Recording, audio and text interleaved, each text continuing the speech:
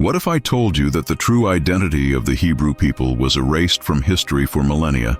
What if I proved to you with historical, biblical, and spiritual evidence that the original Hebrews were black, and that this truth was deliberately hidden? No, this isn't a conspiracy theory, much less a political rant. What you're about to discover is one of the most shocking, most impactful, and most hidden truths in human history. Prepare to review everything you've been taught about biblical characters. Prepare to deconstruct centuries of lies, religious manipulation, and historical distortions. The Bible, the most widely read sacred book on the planet, holds mysteries that have been silenced. Among them, one of the most profound is the true ethnic origin of the Hebrew people. Why, over the centuries, has this identity been selectively whitewashed, rewritten, and reconstructed?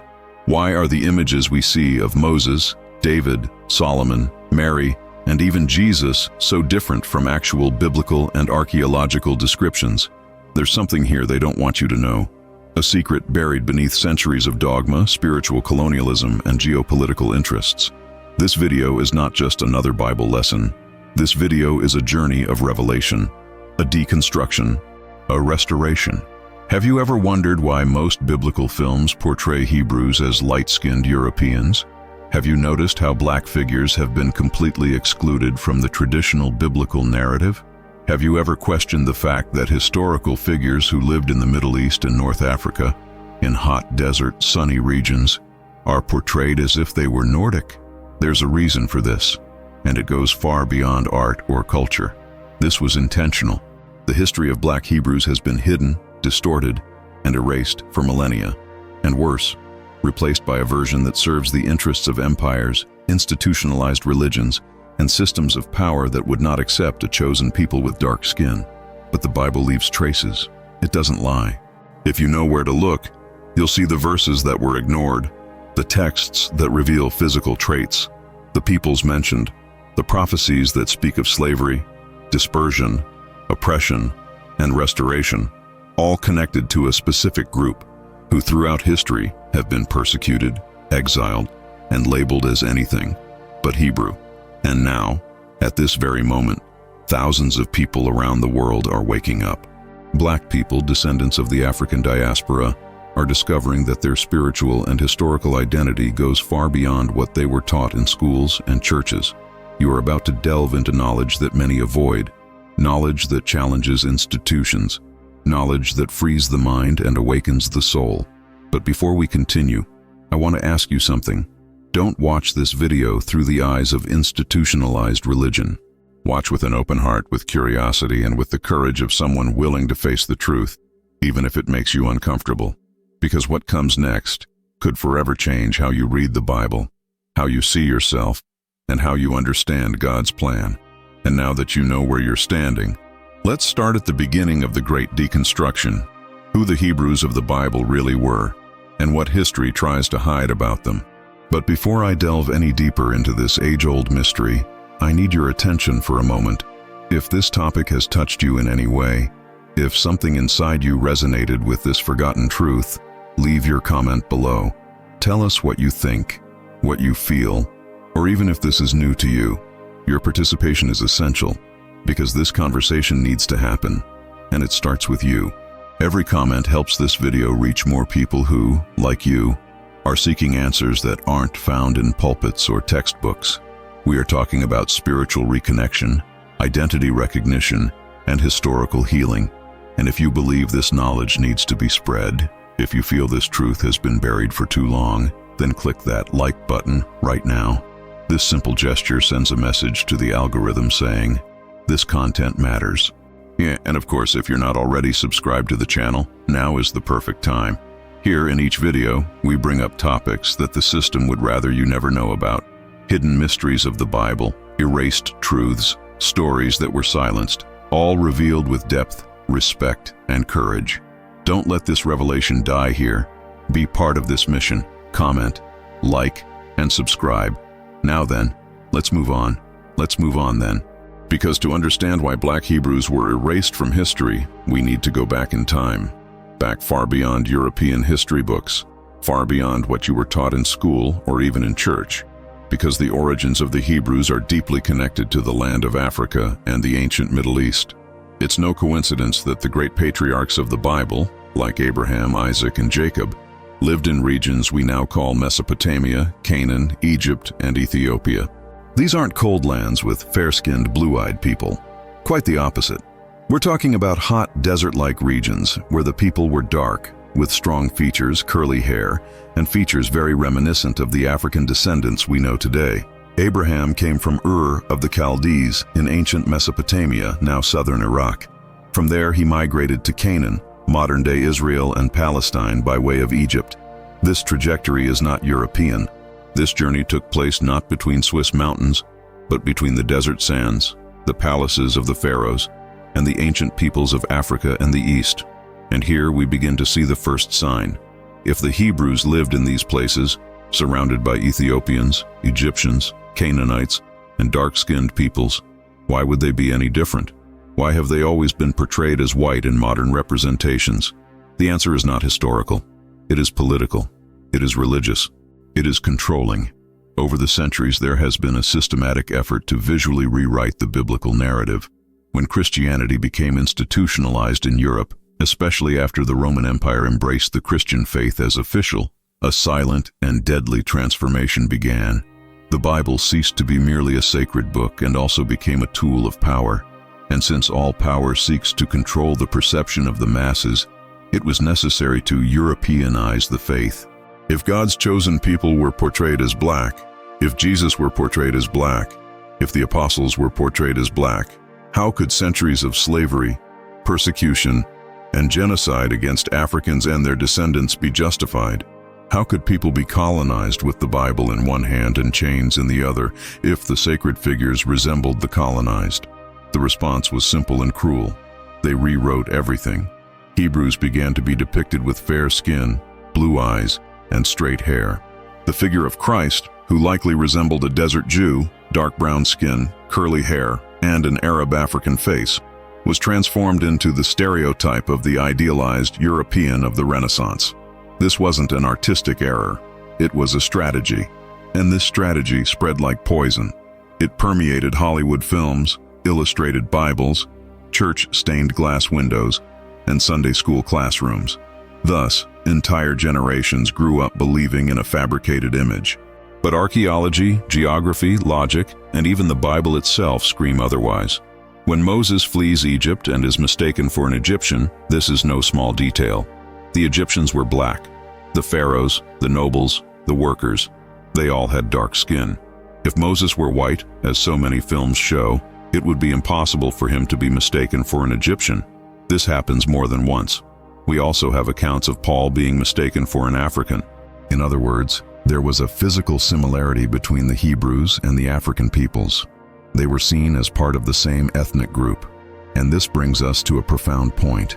The original Hebrews, the children of Israel, were an Afro-Semitic people, black, a mixture of Semitic blood with African peoples such as the Ethiopians, Sudanese, and Egyptians. And more than that, they carried with them a powerful spiritual heritage, an identity that went beyond appearances. They were a separate people, with a direct alliance with the Creator. And that is precisely why their history was so persecuted. Because when you destroy a people's identity, you destroy their strength. And if you can make these people forget who they are, they become controllable, submissive, lost. Exactly what happened to the descendants of the African diaspora. They were forcibly removed from Africa, enslaved, humiliated, converted to a European religion that no longer carried the original roots of faith, and, worse, taught that their ancestors were pagans, inferior, and distant from God. This was spiritual violence, an amputation of the soul. But truth stands the test of time, and no matter how much they try to hide, erase, camouflage, distort it, it always finds a way to reappear. And now, at this very moment in history, we are experiencing one of humanity's greatest spiritual awakenings. Thousands of people are rising up and saying, wait a minute, this story doesn't add up. I want to know who I am. I want to know the truth. And they are discovering that maybe, just maybe, they are the descendants of the true biblical Hebrews. And we're not just talking about genetic traits, but spiritual marks, of historical pain, of an inner calling that pulsates within the heart saying, You are part of something greater. Now, of course, many will say that all of this is madness, that skin color doesn't matter, that what matters most is the spirit. And yes, it's true that God is no respecter of persons, but we cannot deny that the truth sets us free. And when a lie has been used to enslave, the truth must be spoken to free us. It's not about exalting one race over another. It's about restoring what was stolen, about looking at the Bible with decolonized eyes, about returning to the roots of faith and understanding that there is a plan being fulfilled, a plan of redemption, of restoration, of reconnection with our origins. And as long as this truth is ignored, millions will continue to live in confusion. They will continue to see themselves as inferior, as separate, as unworthy, when in fact, they may be precisely God's chosen people. A people who were scattered among the nations, humiliated, but who in the last days, as the prophets say, would remember who they are. They would once again call upon the name of the Most High. They would once again take their place in history. And you who are watching this video now, perhaps feel this deep inside. Perhaps something touched your soul. And if it did, it's because you need to stay here. You need to stay with us on this journey, because what follows goes even deeper. We'll talk about forgotten names, ancient maps, evidence ignored by official history, and prophecies fulfilled before our eyes. But before we continue, let me ask you something. If you've made it this far, comment below with the phrase, "Truth stands the test of time." This will show me that you're open-minded and willing to follow through. If you'd like, share what you already knew or what's new to you so far. Your opinion is valuable. Now that you have a clear understanding of how history has been manipulated, it's time to delve into one of the most delicate and at the same time most revealing aspects of this forgotten truth, the true origin of the Hebrews. And we're not talking about guesswork, ideology, or modern revisionism. We're talking about biblical genealogy, traces left in sacred texts, and cultural and migratory connections that most people have never learned to read. When you begin to observe the Bible with attentive, unprogrammed eyes, everything changes. Names take on weight, places come to life, and characters cease to be legends and become part of a living, breathing lineage that still exists today. And this lineage has deep roots in Africa. The Bible presents Shem as one of Noah's 3 sons, and it is precisely from Shem's lineage that all Hebrew descendants would descend. From him come names like Eber, from whom the term Hebrew comes, and later Abraham, the father of faith, who in turn begot Isaac, then Jacob, who became Israel. This genealogy is extremely important because it forms the spiritual and ethnic foundation of the chosen people. But here's a detail many overlook. Shem's descendants lived side by side with the descendants of Ham, the African peoples. They shared lands, cultures, alliances, wars, and marriages. There was no racial division as there is today. Interbreeding between Semites and Africans was natural in that geographic and historical context. If you analyze biblical geography, you'll see that the patriarchs were not nomads from the frozen north, but inhabitants of hot lands, sunny plains, and scorching deserts. They wandered between Canaan, Egypt, Ethiopia, and Arabia. All these places are part of an Afro-Asiatic axis, and the people of these places, to this day, have dark skin, curly hair, and features that would be easily recognized as black in modern racial classifications. Therefore, when we speak of the original Hebrews, we are speaking of a Semitic people of African descent, whose bodies and cultures bore the blend of the hot land of Africa with the traits of the lineage of Shem. And this is where we begin to see how the narrative was turned upside down. Because Western history, written mostly by Europeans, spent centuries disconnecting the Hebrews from their original roots. Over time, the image was whitewashed. The culture was reinterpreted through a European lens, and most tragically, the African descendants themselves were taught that none of this concerned them. They were even excluded from the possibility of being spiritual and historical heirs to Israel. But if you look closely, the Bible itself leaves clues that were ignored for so long. One such clue appears in the book of Jeremiah, when he describes the people of Judah, saying that their skin has become blacker than coal. And this isn't a poetic metaphor. It's a literal description of a dark-skinned people experiencing suffering and misery. In the Song of Solomon, the main character, traditionally associated with a woman of Israelite nobility, declares, "I am black and comely, O daughters of Jerusalem. It's there, in black and white, literally.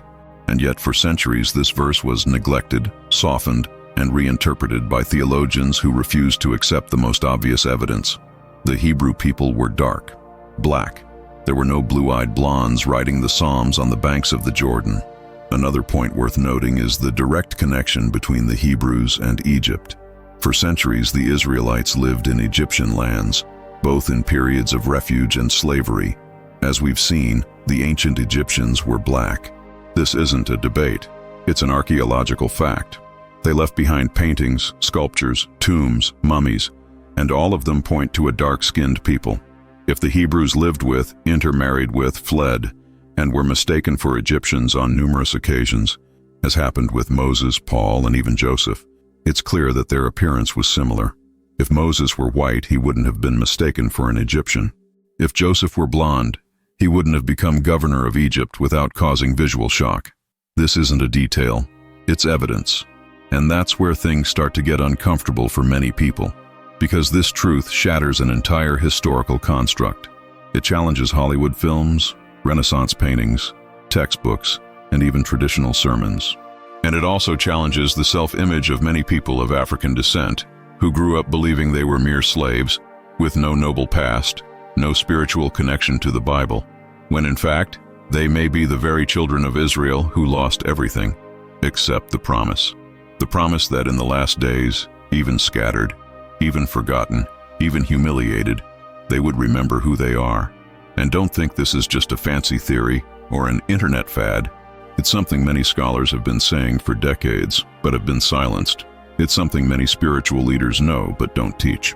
Because recognizing the true origins of the Hebrews is also recognizing the errors of the religious, political, and social system that has fed on ignorance.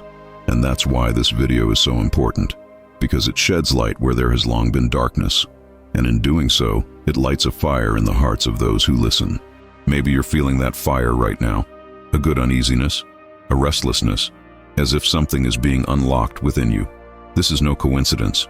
It's purpose. It's the Spirit calling you back to your roots. And the deeper you delve, the clearer it becomes that it's not just a matter of skin color or ethnicity. It's a matter of spiritual identity. And when identity returns, the people rise up. When the people understand who they are, they reconnect with the Creator, with their mission, with their truth.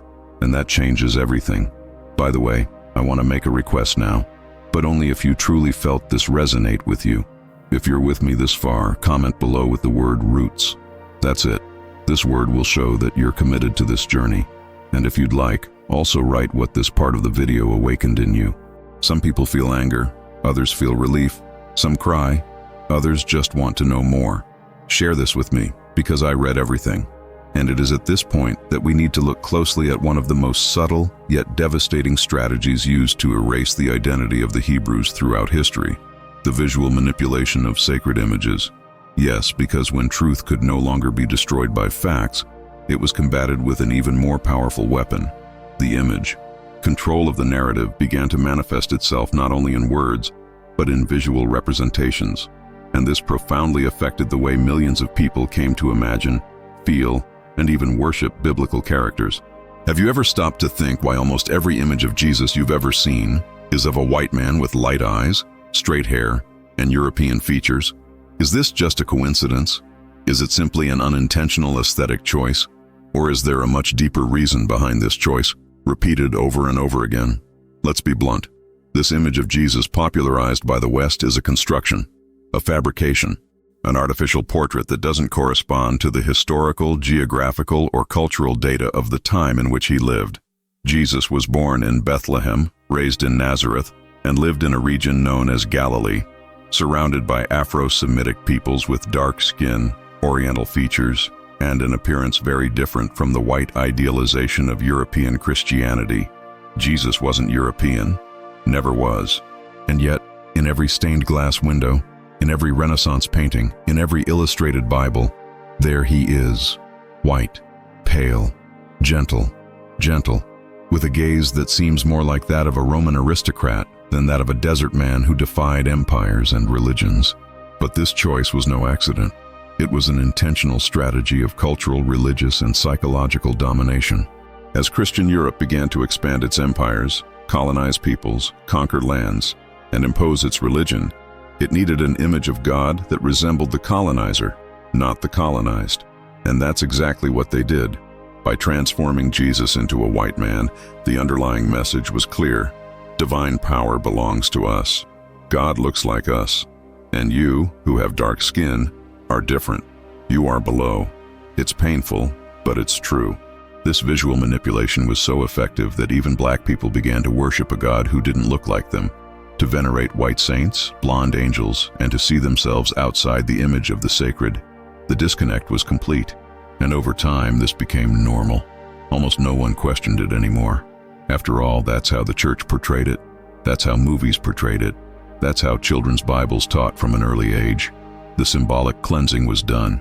But if you look at ancient records, the real ones, you'll see that this aesthetic doesn't correspond to biblical reality. Early Christians didn't make images of Jesus, and when the first representations began to emerge, especially in African and Eastern communities, Jesus was portrayed with black, or at least Afro-Asian features, with curly hair, dark skin, and deep-set eyes. But these images were progressively replaced over the centuries, especially after the Council of Nicaea and during the Renaissance, when the Roman Catholic Church came to completely dominate the Christian imagination of the West. Art began to serve ideology, and God was redesigned in the image of the European man. And this didn't stop with Jesus. All biblical characters went through the same process. Moses became a white-bearded European gentleman. Mary, a young Jewish woman from the Middle East, took on the appearance of a European princess. The apostles, all fishermen from Galilee, were transformed into fair-skinned nobles with colorful robes and gentle faces. Even the angels changed. Spiritual beings began to be portrayed as Nordic angels, blonde, blue-eyed, with the faces of angelic children. This created an automatic association between purity and whiteness, between holiness and European features. And without anyone realizing it, spirituality was hijacked. This visual construction caused profound damage, because when you change the image, you change the feeling. And when you present a white Jesus as the only way to God, you automatically create an emotional barrier for millions of people who don't see themselves in that image. They feel distant, inferior, excluded. And this isn't theory, it's psychological reality. How many times have you, listening to me now, seen Jesus represented with features similar to yours? How many times have you seen yourself included in sacred history? What's more, this white image of Jesus was used to justify atrocities. For centuries, colonizers and slave owners used religion as a weapon. They presented the white image of Christ as proof of racial superiority. They said black people needed to be evangelized, saved, civilized, because they didn't resemble the God white people had portrayed. This is perverse, but it's exactly what happened. And the cruelest thing is that this distortion continues to this day. Even with all the access to information, it's still rare to find visual representations that portray Jesus as he likely appeared. It's still rare to see Bibles illustrated with dark-skinned characters. It's still controversial to depict a black Christ when it should be the other way around.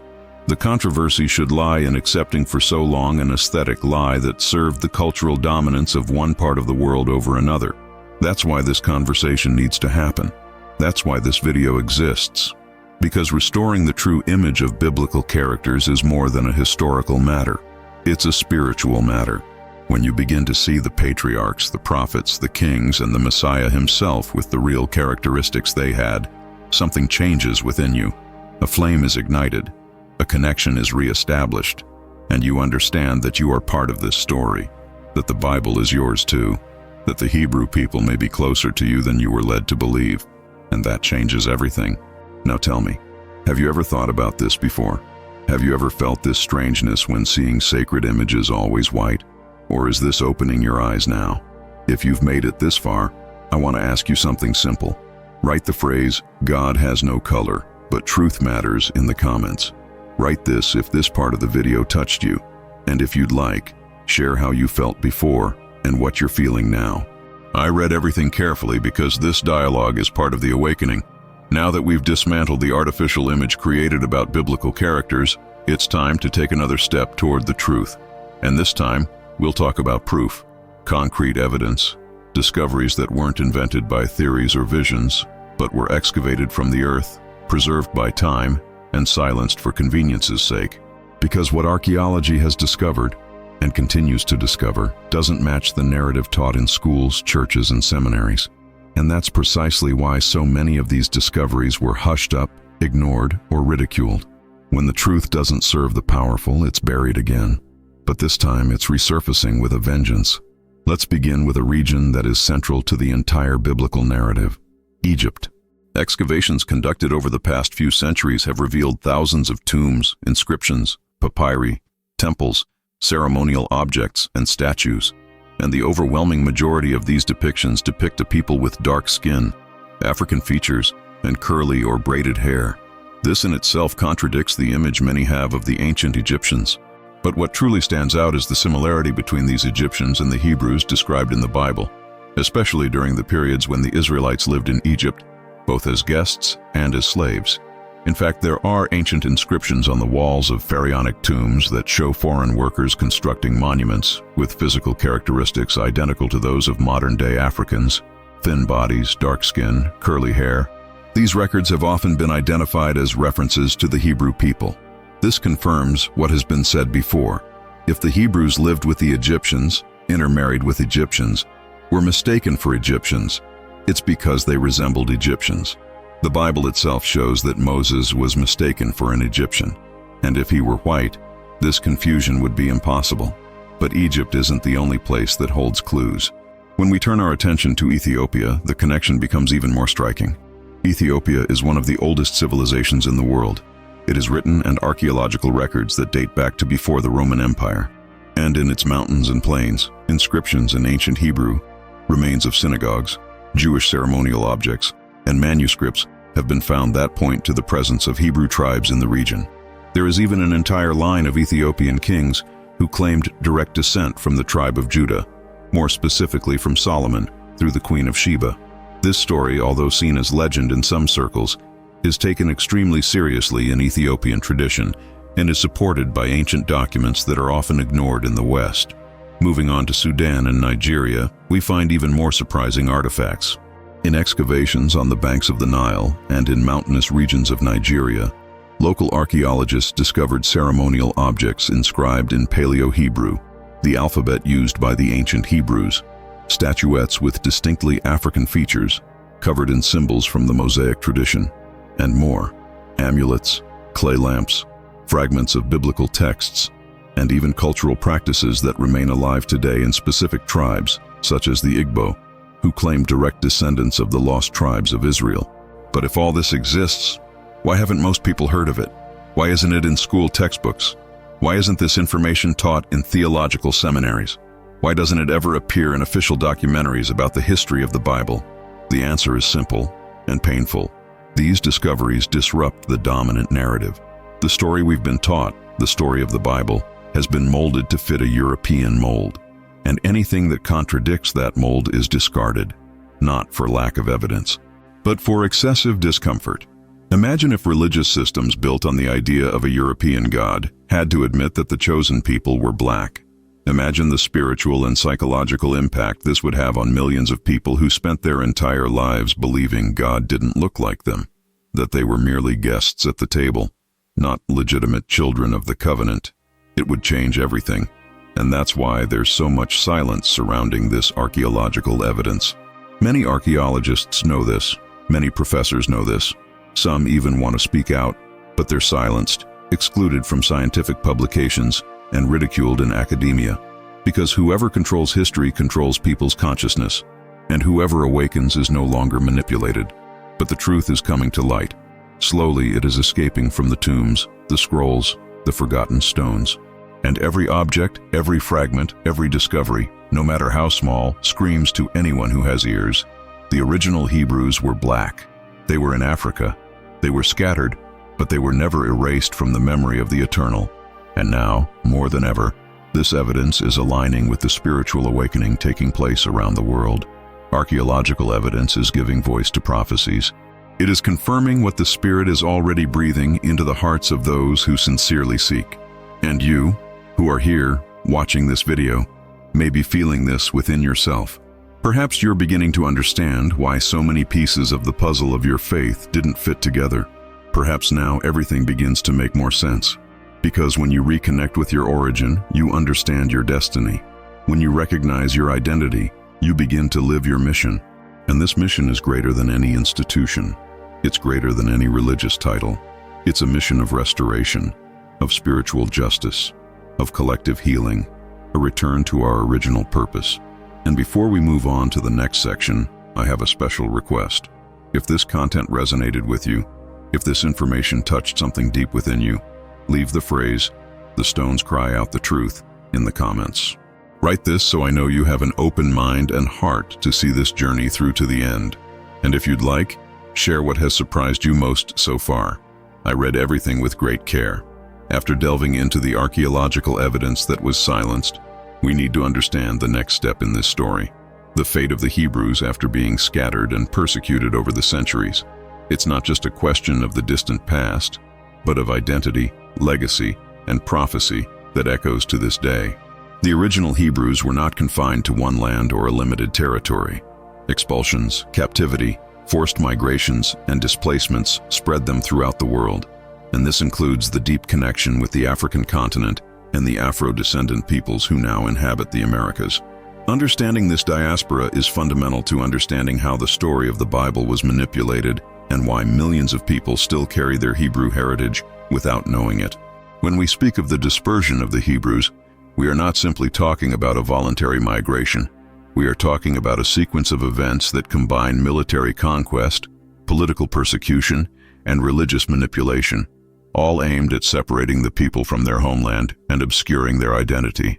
The Babylonian captivity, for example, was a crucial moment. Thousands of Hebrews were forcibly taken, exiled to foreign lands, isolated from their traditions and the temple. During this period, there was a clear attempt to erase their origins, their language, their culture, and their visual memory. This strategy is not just ancient history. It has effects that reach to this day. This is why the connection between the ancient Hebrews and Africans is so strong. Many of these peoples intermingled, survived in distant lands, and their traditions preserved in veiled forms, traces of their Hebrew heritage. When we look at the African continent, we find indisputable traces of this connection. Tribes and peoples once considered lost or marginalized carry customs, rituals, and names that align strikingly with ancient Hebrew traditions. In several regions of North and East Africa, there are families that have preserved monotheism, respect for dietary laws, purification rites, and stories that parallel biblical accounts. This indicates that, despite displacement, these populations kept the memory of their past alive. When generations of Africans began to be taken to the New World through slavery, a part of this heritage was transported with them, but in a hidden way, often transformed into religious and cultural syncretism, invisible to the eyes of the colonizers. And yet, the essence of Hebrew tradition persisted, hidden in songs, stories, names, and practices that resisted oppression. And this connection is not just cultural, it is spiritual. Many scholars and spiritual leaders who investigate the history of the African diaspora point out that the Afro-descendant peoples of the Americas carry the promise, faith, and resilience of the Hebrew people. It is striking to realize that, even amid centuries of slavery, humiliation, and family separation, these communities maintain traditions that reflect a direct connection to Israel. The biblical passages that speak of the slavery of God's people, of persecution, oppression, and liberation, can be interpreted as prophecies fulfilled by the African diaspora. The experience of slavery in the Americas, with all its suffering, can be seen as a repetition of the biblical trajectory. The chosen people are scattered, suffer, but resist, preserve their essence, and prepare for restoration. The fascinating thing is that when you start connecting the dots, it all makes sense. The African diaspora, people of African descent in the Americas, communities that maintained monotheistic or Jewish practices, orally transmitted customs, all of this fits with the forced migrations of the ancient Hebrews. Official history rarely acknowledges this. In textbooks, school programs, and mainstream documentaries, this connection is ignored or minimized. But if you pay attention to the details, you'll see that there are records, memories, and traditions that proclaim the same truth, that Black Hebrews were erased from history, but not destroyed. They survived, and their legacy still lives on. And that's precisely why studying the African diaspora is so important to us today. It allows us to see the continuity of biblical history, to perceive how faith has remained alive despite attempts at erasure, and to understand that Hebrew identity is closer than we imagine. It's also a call to spiritual awakening and reclaim knowledge of one's origins, because when you know your roots, you understand your mission. Every symbol, every preserved custom, every transmitted narrative is a piece that connects the past to the present, bringing clarity to who we are, where we come from, and what our purpose is. As we follow this line, you may realize that this isn't just about history or archaeology, but a journey of reconnection. The history of the Hebrew people in the African diaspora shows us that even amid pain, oppression, and imposed oblivion, truth stands the test of time. And this truth has the power to transform how we view the Bible, our spirituality, and our very identity. It's an invitation to reflect, to question, to look beyond the narratives we've been handed down, and see the reality that has been hidden for centuries. And before moving on to the next point on this journey, I want to make a special request. If you felt something in this passage, if this information touched your heart, leave the phrase, "The truth does not fade," in the comments. Also, write what surprised you most, or what you still had doubts about until now. This helps to create a real conversation and genuine engagement. Moving on, we come to a crucial point: the biblical evidence that, for centuries, has been ignored, reinterpreted, or even hidden. We are talking about those verses, those passages that reveal details that few dare to discuss openly, but which provide invaluable information about the physical appearance of the Hebrews, the historical and spiritual trajectory of Black people, and the manipulation of theological interpretations over the centuries. This is where the truth begins to become impossible to ignore, and this is precisely why these texts have not received the attention they deserve in schools, churches, and traditional theology courses. The Bible, at its core, offers clear clues about the identity of the Hebrew people, but for historical and political reasons, this evidence has been distorted or silenced. One of the most striking examples is in the Song of Solomon, where the bride declares, "I am black, but comely, O daughters of Jerusalem." This direct, simple, and powerful statement has never been taken literally in many academic or religious circles. However, when we read carefully, we realize that the text is not referring to abstract poetic metaphors. It describes a people with dark skin, a people endowed with beauty, strength, and dignity, characteristics that perfectly correspond to the physical appearance of the original Hebrews and their descendants who were scattered throughout the world, including Africans and Afro-descendants in the Americas. Every word, every expression, every detail of this passage connects us with historical reality, not with the idealized European version we have been taught. What's more, the repetition of passages that speak of dark skin, curly hair, and specific features is more frequent than many realize, but they have been systematically ignored or reinterpreted to align with the dominant narrative. Furthermore, we find prophecies being fulfilled today in the lives of Black people scattered throughout the world. For example, in the books of Jeremiah and Ezekiel, there are clear references to the dispersion, oppression, and suffering of God's people, followed by promises of restoration. Many scripture scholars ignore or downplay these prophecies, but when you connect the text with the history of the African diaspora, you realize that we are witnessing the literal fulfillment of these words. Exile, slavery, marginalization, loss of identity, and finally, awakening and the search for spiritual reconnection are part of a cycle that has lasted for centuries. It is impossible not to see the parallels between these biblical narratives and the historical experience of people of African descent. And this is not theory. It is evidence that aligns with historical, archaeological, and cultural facts. And there's another essential aspect: theological interpretations that have been adjusted to mask this truth.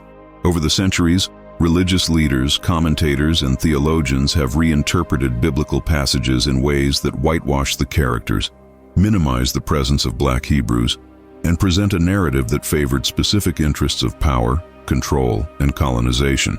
For example, when slavery was discussed in biblical texts, popular interpretations often reduced it to an abstract moral issue, ignoring the fact that the original prophecy addressed a specific people, a real ethnic group, experiencing concrete suffering and carrying with it divine promises of restoration and liberation.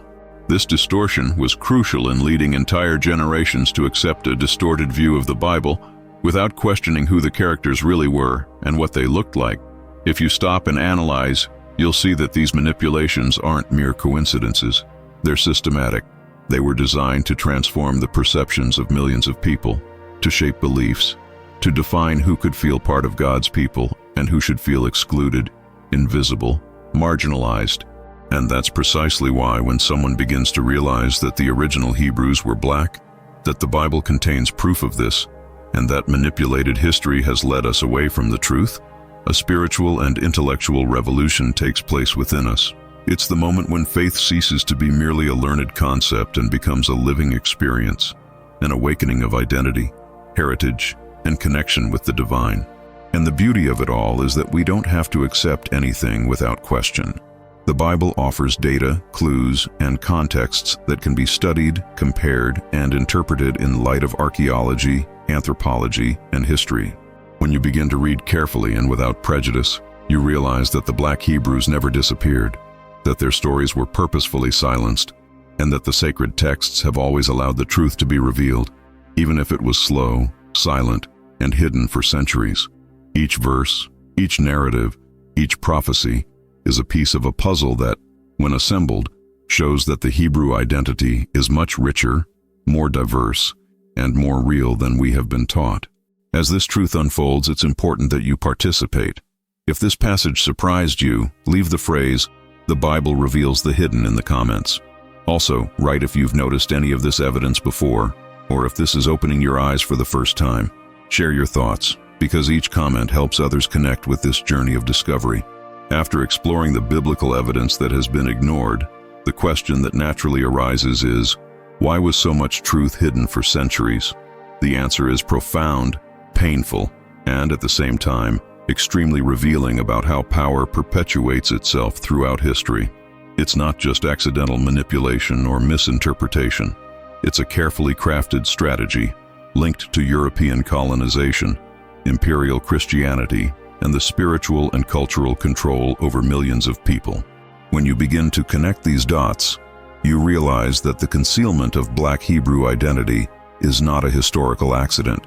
It's a consequence of powerful interests that benefit from collective ignorance.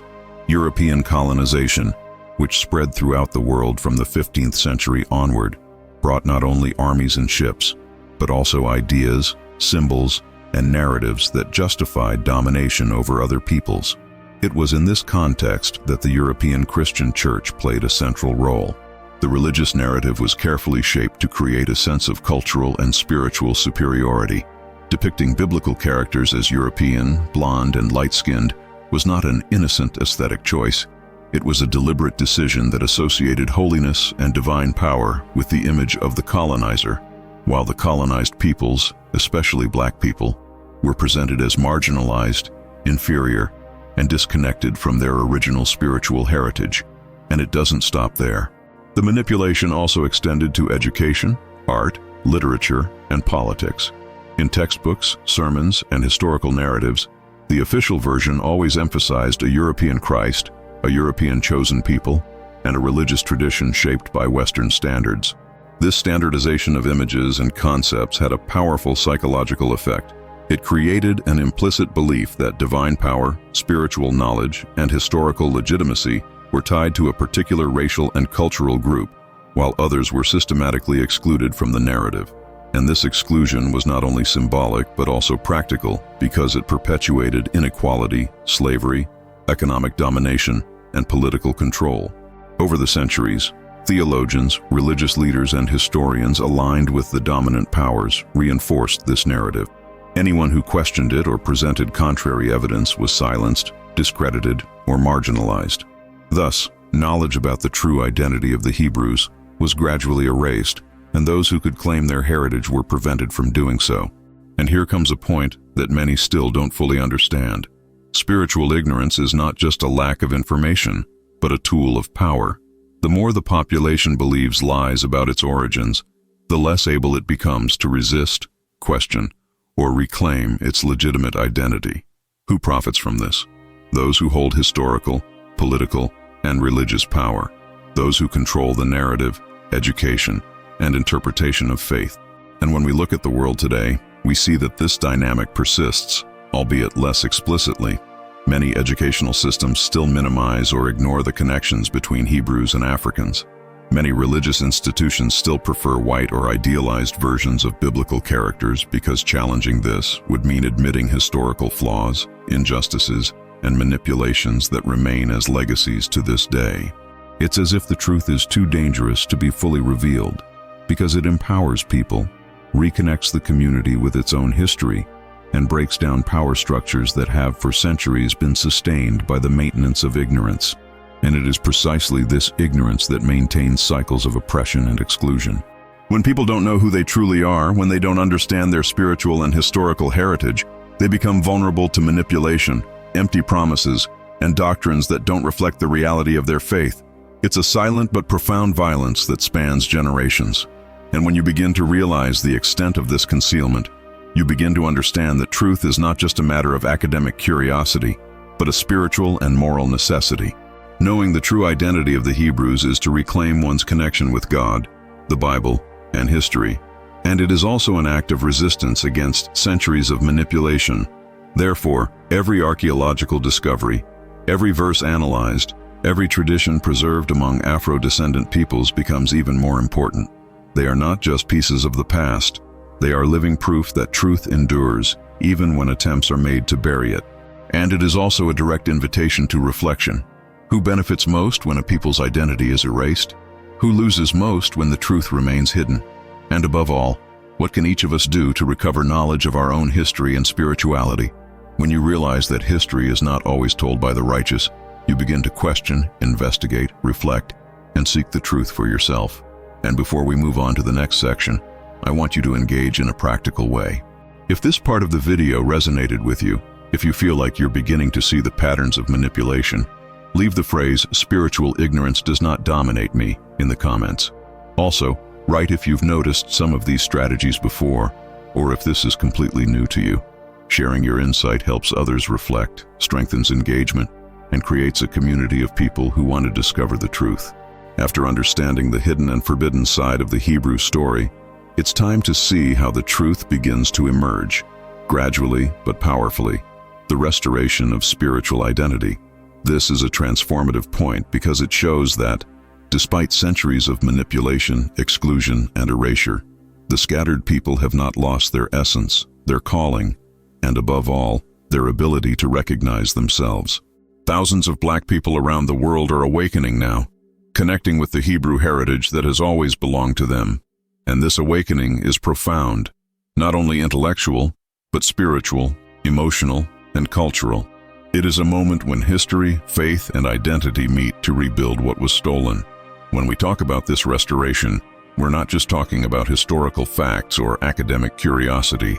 We're talking about reconnecting with God's original purpose, with the covenant made with the children of Israel, which did not disappear, even during the captivity, even during the dispersion. This reconnection happens in many ways: through in-depth study of Scripture, through recognizing the traditions preserved in Afro-descendant communities, through the recovery of spirituality that was nearly erased, and through valuing the true history of our ancestors. Every ritual, every custom, every preserved narrative, even if transformed over the centuries, is a link to this lost heritage. And when a person discovers they have this direct connection to the Hebrew people, their life changes, their self-perception changes, their understanding of their own faith transforms. Awakening often begins with a feeling of strangeness. Something within the soul recognizes the truth even before the mind fully comprehends it. It's as if an ancestral memory is being awakened, as if the spirits of our ancestors are calling us to remember who we truly are. And it's not just symbolic. There are records, oral traditions, rituals, and even cultural manifestations that point to this heritage, scattered throughout African and Afro-descendant communities in the Americas, and in groups that have preserved elements of the original Hebrew faith. These elements remain alive, even if invisible to the uninitiated. They are signs that spiritual identity cannot be completely erased, and that even amid oppression, there is a line of continuity that connects past, present, and future. And when this restoration occurs, the experience is profound. The individual not only recognizes their own history but also understands their place within a larger plan. They understand that their faith and spirituality are not copies or adaptations of external cultures, but part of a divine legacy that has endured centuries of silence, censorship, and erasure. It is the moment when forgotten verses of the Bible, ignored prophecies, and even hidden symbols begin to make sense. Each passage describing suffering, dispersion, and promises of restoration connects with their own personal journey. It is impossible not to be moved by the realization that what was lost has been preserved in essence and can now be reclaimed. And this restoration is not just personal, but collective. Groups, communities, and even nations begin to recognize one another, reclaiming traditions, music, worship, teachings, and customs that keep the memory of their Hebrew heritage alive. This process is accompanied by a spiritual awakening that goes beyond formal faith. It is the understanding that God's people cannot be erased, that even after dispersion and suffering, they return to reclaim their place, their voice, and their right to fully exist. And many of the biblical prophecies related to the restoration of the children of Israel are fulfilled in this process. The dispersion is recognized, the spiritual return occurs, and historical and cultural recognition strengthens identity. It is as if the Bible had accurately predicted this reconnection, warning that even in oblivion and captivity, the truth would remain and return. This restoration has profound impacts on the lives of those who experience it. It's not just the recovery of a historical narrative, but a spiritual transformation that alters the way you live, pray, and relate to faith and others. It's a feeling that you belong to something greater, that your story is sacred, that your ancestry is not an accident or loss, but a legacy. And more than that, it's understanding that this truth isn't just about the ancient Hebrews, but about you, your community, and everyone who was touched by this process of concealment and can now reconnect. As this journey continues, you begin to realize that every symbol, every word, every preserved ritual, every cultural tradition carries with it a message of hope and resilience. Spiritual restoration is, therefore, also an act of justice. It restores to the people what was unjustly taken: identity, dignity, belonging. And that's precisely why it's so vital to recognize, study, and share these truths. By doing so, you not only reclaim your own history, but also strengthen those around you, creating a conscious, empowered, and awakened community. And before we move on to the next point of this journey, I want you to actively participate. If you feel that this part of the video touched your heart and awakened something profound, leave the phrase, "My heritage is not lost," in the comments. Also, write if you already knew any of this information, or if this is opening your eyes now.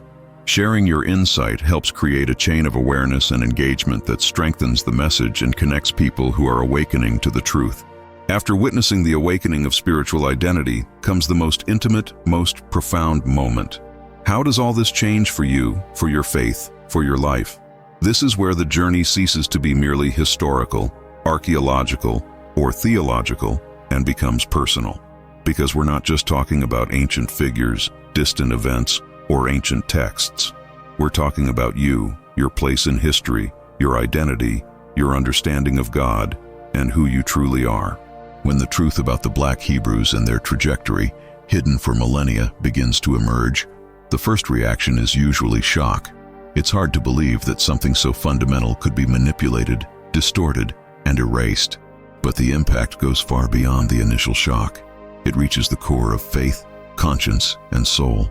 Imagine for a moment looking at the Bible and realizing that the characters you've always seen portrayed as white, European, or idealized in art, television, and modern representations were actually black.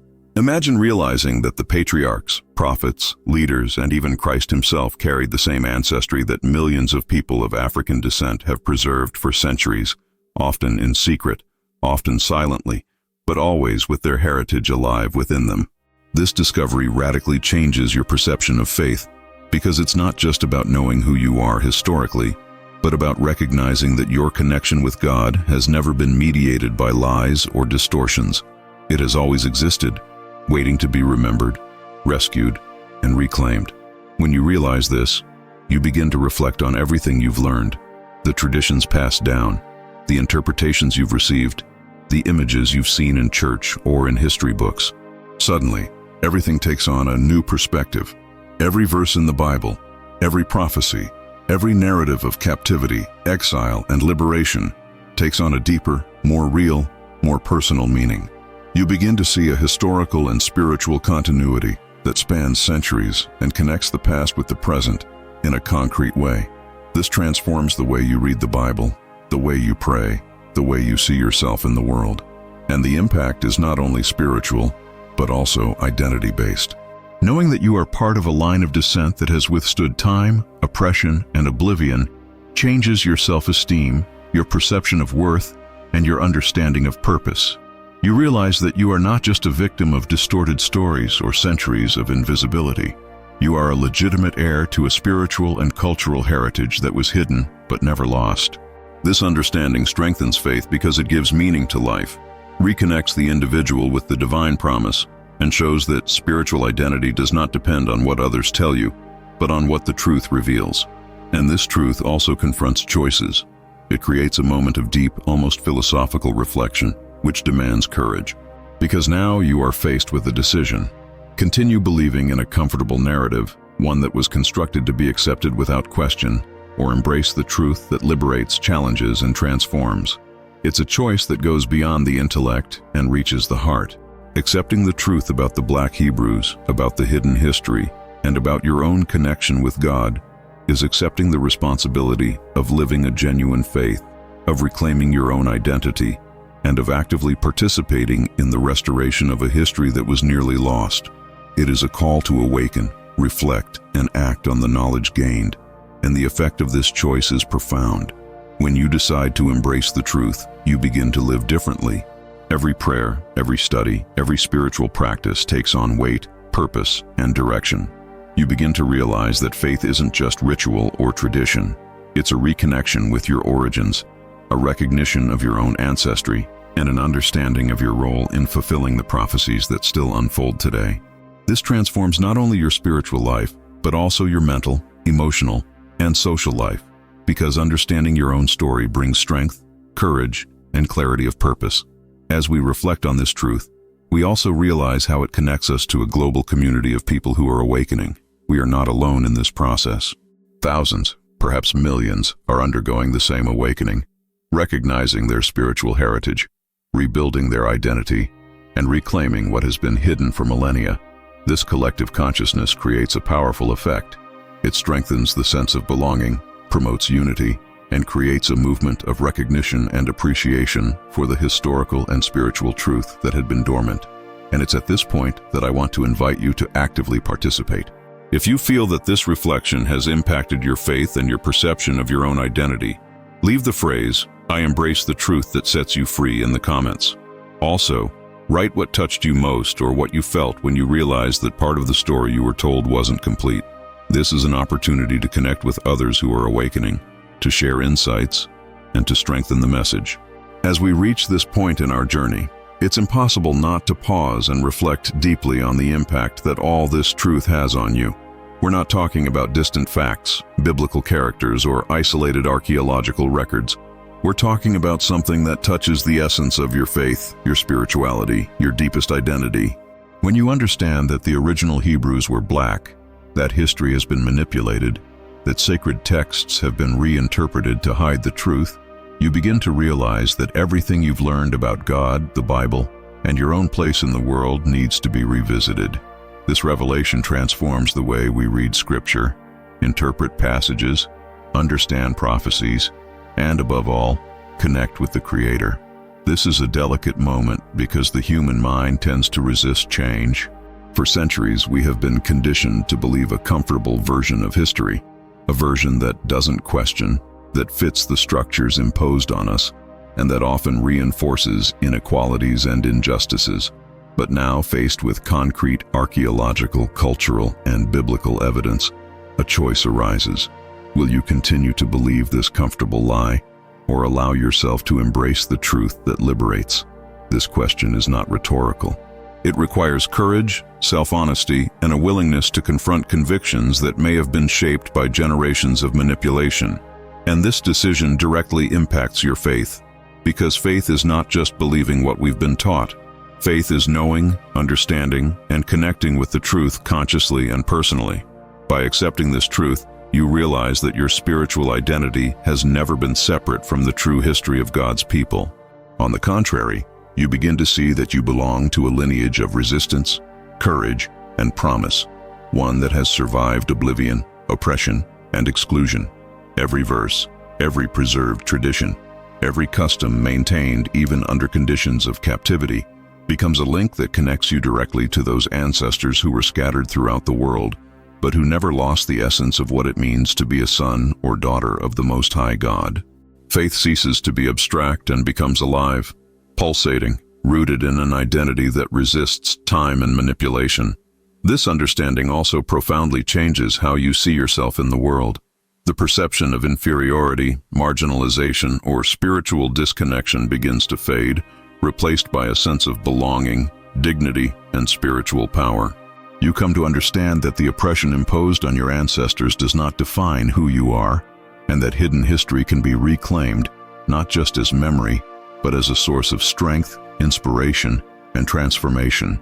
Every tradition, every narrative, every symbol that seemed distant and irrelevant now takes on meaning, revealing that faith is not an imposed inheritance, but a natural right, a connection that spans generations and cannot be erased by human manipulation. And this reflection is not limited to the past. It directly influences the present and the future. Knowing the truth about Black Hebrews, about the diaspora, about historical and theological manipulations creates a responsibility. The responsibility to act consciously, to rescue what was lost, and to live according to this restored truth. This means rethinking habits, religious practices, interpretations, and even daily choices, considering that true spirituality is not based on illusions, but on knowledge, understanding, and a direct connection with the divine essence that has always been present. And in this process, faith ceases to be passive and becomes active. It's no longer just believing in dogma or repeating prayers mechanically. It's recognizing your own worth, your own history, and your own role in the divine plan. Knowing that the spiritual identity you now reclaim has profound implications for your personal life, your community, and how you interact with the world. It's realizing that every decision, every ethical and spiritual choice, is strengthened by this previously hidden truth. It's understanding that the restoration of spiritual identity is not merely symbolic, but practical, concrete, and transformative. And the time comes for you to ask yourself directly, will you continue to believe a comfortable narrative, one that was passed down to you without question and that keeps you in a certain level of ignorance? Or will you allow yourself to embrace the truth that liberates, that transforms, that connects you to your origin and the true purpose of your life? This question is the turning point, the moment of conscious decision that separates those who remain in the comfort of ignorance from those who choose to experience the freedom that comes from deep knowledge and reconnection with their spiritual heritage. And as you reflect on this, I want to invite you to interact. If this part of the video resonated with you, if it brought you deep insight into your faith and identity, leave the phrase "I embrace the truth that sets you free" in the comments.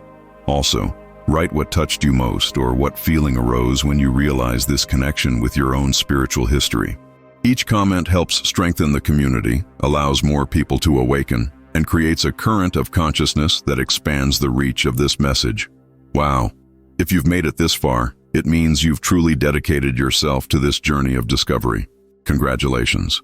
You've not only followed the complete history of the Black Hebrews, but you've also delved deeply into evidence, prophecies, and truths that many have tried to silence for centuries. This already places you in a very select group of people who want to know the truth and reconnect with their spiritual identity. Now I want you to do something simple but powerful. Comment below with the word "awaken." I want to see who truly made it to the end, who's engaged, and who's ready to continue this journey of knowledge and reconnection.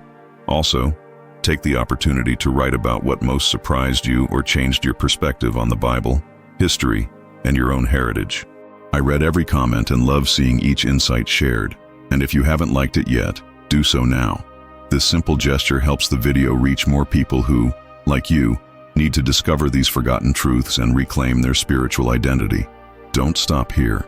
The next video on screen will take you even deeper, revealing new connections, discoveries, and hidden truths that will further expand your vision. So click to watch now. Continue this journey of knowledge and reconnection. And don't forget to subscribe to the channel and activate the bell so you don't miss any important content. Remember, those who seek the truth until the end will find what many have tried to hide. So comment, awaken, like, subscribe, and watch the next video. Let's continue this journey of discovery and spiritual freedom together.